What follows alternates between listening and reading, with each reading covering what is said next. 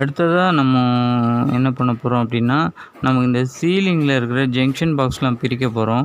நான் கொஞ்சம் 1 நாள் 2 நாள் மிஸ் ஆனதுனால மற்ற இடங்கள்லாம் பூசிட்டாங்க. இந்த இடம் வந்து பூசாம வச்சுருக்காங்க. இதில் இருக்க சீலிங்கில் இருக்க ஜங்ஷன்லாம் வந்து ஓப்பன் பண்ணிடணும். அது எப்படி பார்க்கணும் அப்படின்னா, நமக்கு அந்த இடத்துல பேப்பர் இருக்கும். அந்த பேப்பர் ஒரு அடையாளத்துக்காக வச்சுருப்போம். அந்த பேப்பரை வச்சு தான் வந்து இந்த இடத்துல ஜங்ஷன் பாக்ஸ் இருக்குது அப்படின்னு நம்ம ஒரு டிசைட் பண்ணுவோம். அந்த டிசைட் பண்ணி அந்த இடத்துல வந்து சுற்றி வச்சு அடித்தோன்னா அங்கே ஜங்ஷன் பாக்ஸ் இருக்கிறது தெரியும்.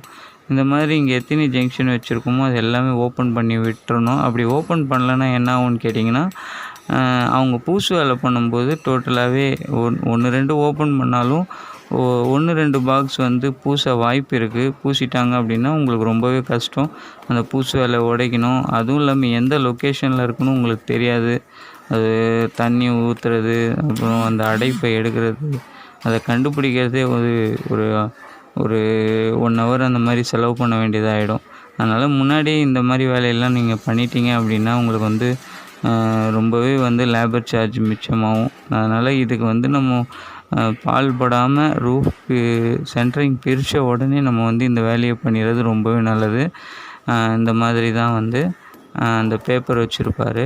அதுக்கேற்ற மாதிரி அந்த பேப்பருக்கு ஏற்ற மாதிரி நம்ம வந்து அதை பிரிச்சிடுறது ரொம்ப நல்லது. பிரித்து அந்த ஜங்ஷன் பாக்ஸை மட்டும் தெரிய வச்சிட்டோன்னா அதுக்கேற்ற மாதிரி அவங்க பூசு வேலை வந்து அந்த இடத்துல ஓப்பன் விட்டு பண்ணிவிடுவாங்க. இந்த ஜங்ஷன் பாக்ஸில் வந்து நமக்கு மேலே கேப் இருக்கும். அதனால் நம்ம ஒன்றும் பிரச்சனை இருக்காது. ஆனால் ஃபேன் பாக்ஸை பொறுத்த வரைக்கும் அதை நல்லா க்ளீன் பண்ணணும்.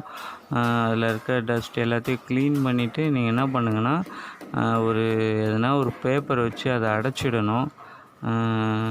இப்போது அதை தான் க்ளீன் பண்ண போகிறோம். அதை நல்லா தட்டி க்ளீன் பண்ணிவிட்டு நீங்கள் வந்து உள்ளே இருக்கிற எல்லா டஸ்ட்டையும் எடுத்துகிட்டு க்ளீனாக வச்சுருங்க. அப்போ தான் நம்ம ஒயர் உள்ளே இன்சர்ட் ஆகும். அதே சமயத்தில் இப்போ அந்த க்ளீன் பண்ண இடத்துல என்ன பண்ணுங்கன்னா, நீங்கள் ஒரு பெரிய பேப்பரை எடுத்து அதை வந்து உள்ளே ஃபிக்ஸ் பண்ணிவிடுங்க.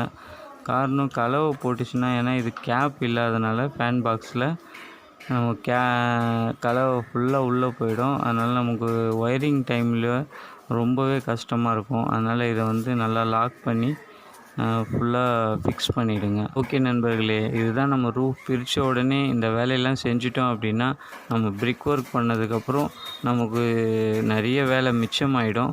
அதில் வந்து நமக்கு நிறைய டைமும் சேவ் ஆகும். அதே சமயத்தில் லேபர் சார்ஜும் நமக்கு ப்ராஃபிட் கிடைக்கும் லேபர் சார்ஜ்லேயும். ஓகே நண்பர்களே, இதுதான் வந்து ரூஃப் பிரித்த உடனே, அதாவது சென்ட்ரிங் பிரித்த உடனே செய்ய வேண்டிய ஒரு முக்கியமான வேலை.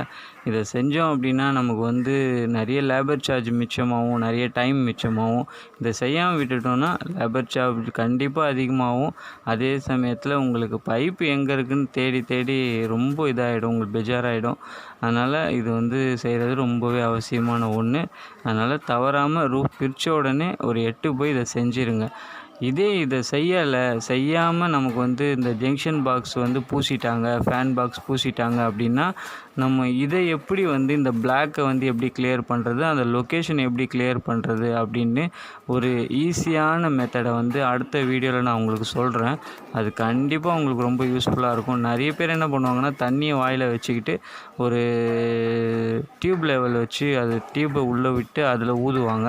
அப்படி இல்லைன்னா மோட்ரு ஃப்ளெக்சிபிள் ஓஸே உள்ளே சொருவி அதை மோட்ரு போட்டு அந்த தண்ணியை உள்ளே ப்ரெஷர் கொடுப்பாங்க. இப்படிலாம் இல்லாமல் நமக்கு வந்து ஒரு புது வகையான நமக்கு ரொம்ப யூஸ்ஃபுல்லாக இருக்கக்கூடிய ஒரு மெத்தடை அடுத்த வீடியோவில் அந்த பிளாக்கை எப்படி கிளியர் பண்ணுறதுன்னு சொல்கிறேன். இந்த வீடியோ ரொம்ப பிடிச்சிருக்குன்னு நம்புகிறேன். இந்த வீடியோவுக்கான கருத்துக்களை கமெண்ட் பாக்ஸில் தெரிவிங்க. இதை மற்ற நண்பர்களுக்கும் ஷேர் பண்ணுங்கள். ரொம்பவே அவங்களுக்கும் யூஸ்ஃபுல்லாக இருக்கும். ஓகே, பாய் நண்பர்களே.